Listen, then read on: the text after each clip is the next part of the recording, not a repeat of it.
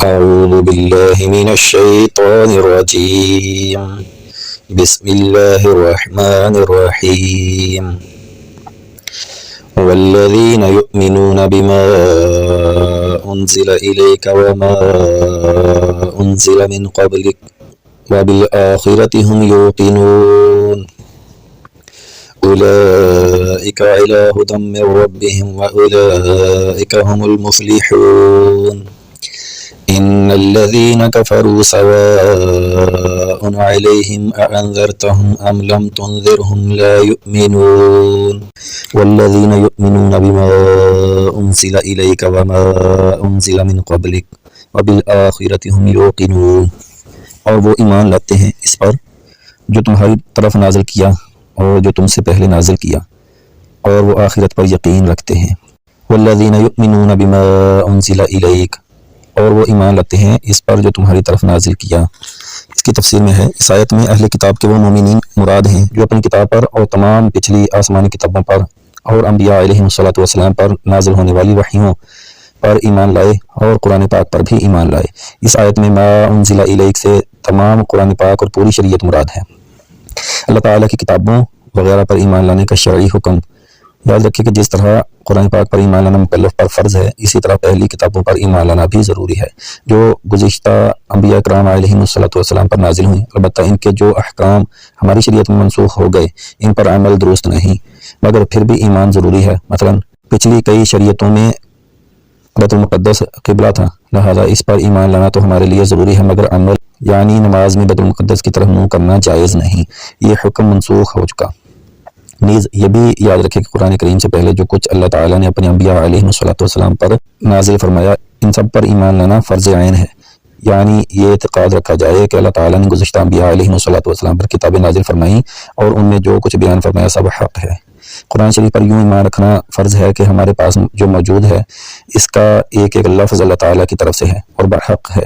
بقیہ تفصیلاً جاننا فرض کفایہ ہے، لہٰذا عوام پر اس کی تفصیل کا علم حاصل کرنا فرض نہیں، جبکہ علماء موجود ہوں جنہوں نے یہ علم حاصل کر لیا ہو۔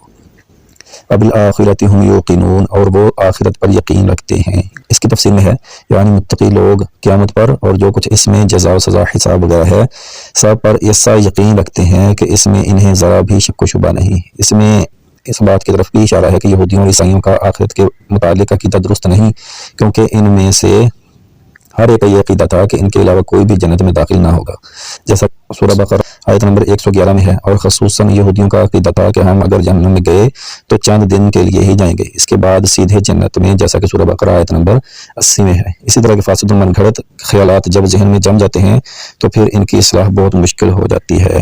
اولئک علی ھدی من ربہم واولئک ھم المفلحون، یہی لوگ اپنے رب کی طرف سے ہدایت پر ہیں اور یہی لوگ کامیابی حاصل کرنے والے ہیں۔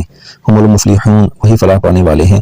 اس کی تفسیر میں ہے، یعنی جن لوگوں میں بیان کی گئی صفات پائی جاتی ہیں وہ اپنے رب عز و جل کی طرف سے عطا کی گئی ہدایت پر ہیں، اور یہی لوگ جہنم سے نجات پا کر جنت میں داخل ہو کر کامیابی حاصل کرنے والے ہیں۔ اصل کامیابی ہر مسلمان کو حاصل ہے۔ یاد رہے کہ اس آیت میں فلاح سے مراد کامل فلاح ہے، یعنی کامل کامیابی متقین ہی کو حاصل ہے۔ ہاں، اصل فلاح ہر مسلمان کو حاصل ہے، اگرچہ وہ کتنا ہی گناہ گار کیوں نہ ہو، کیونکہ ایمان بذات خود بہت بڑی کامیابی ہے جس کی برکت سے بہرحال جنت کا داخلہ ضرور حاصل ہوگا، اگرچہ عذاب نار کے بعد ہو۔ ان الذين كفروا سواء عليهم أأنذرتهم ام لم تنذرهم لا يؤمنون، بے شک وہ لوگ جن کی قسمت میں کفر ہے ان کے لیے برابر ہے کہ آپ انہیں ڈرائیں یا نہ ڈرائیں، یہ ایمان نہیں لائیں گے۔ ان الذين كفروا سواء عليهم، بے شک وہ لوگ جن کی قسمت میں کفر ہے ان کے لیے برابر ہے۔ اس کی تفسیر میں ہے، چونکہ ٹھنڈک کی پہچان گرمی سے ہے، دن کی پہچان رات سے ہے، اور اچھائی کی پہچان برائی سے ہوتی ہے، اسی لیے اہل ایمان کے بعد کافروں اور منافقوں کے افعال اور ان کے انجام کا ذکر کیا گیا تاکہ ان کی پہچان بھی واضح ہو جائے اور آدمی کے سامنے تمام راہیں نمایاں ہو جائیں۔ اس آیت کا خلاصہ یہ ہے کہ اے پیارے حبیب صلی اللہ تعالیٰ علیہ وآلہ وسلم، وہ لوگ جن کی قسمت میں کفر ہے جیسے ابو جہل اور ابو لہب وغیرہ کفار، ان کے لیے برابر ہے کہ آپ انہیں اللہ تعالیٰ کے احکامات کی مخالفت کرنے کے عذاب سے ڈرائیں یا نہ ڈرائیں، یہ کسی صورت ایمان نہیں لائیں گے، کیونکہ ان کے بارے میں اللہ تعالیٰ کو پہلے سے ہی معلوم ہے کہ یہ لوگ ایمان سے محروم ہیں۔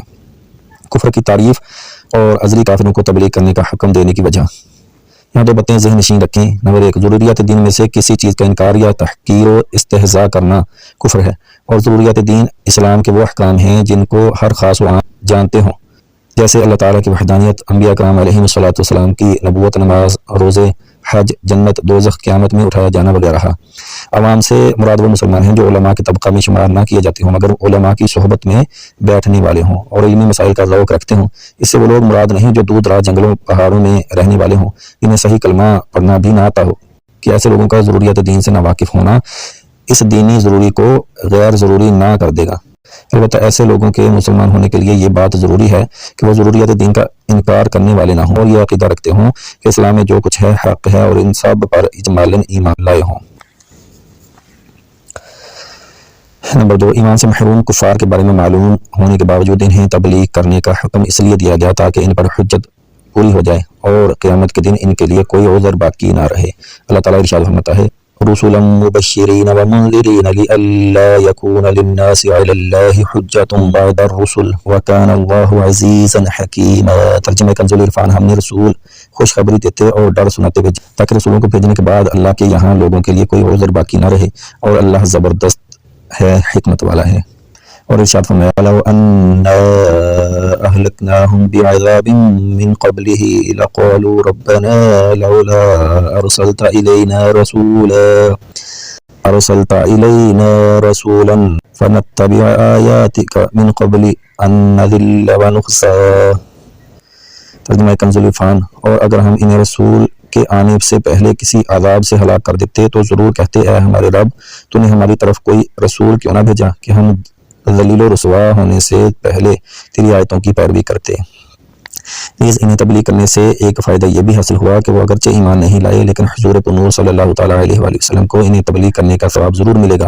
اور یہ بات ہر مبلغ کو پیش نظر رکھنی چاہیے کہ اس کا کام تبلیغ کرنا اور رضا الہی پانا ہے، لوگوں کو سیدھی راہ پر لا کر ہی چھوڑنا نہیں۔ لہٰذا مبلغ نیکی کی دعوت دیتا رہے اور نتائج اللہ تعالیٰ کے حوالے کر دے، اور لوگوں کے نیکی کی دعوت قبول نہ کرنے سے مایوس ہونے کی بجائے اس ثواب پر نظر رکھے جو نیکی کی دعوت دینے کی صورت میں اس سے آخرت میں ملنے والا ہے۔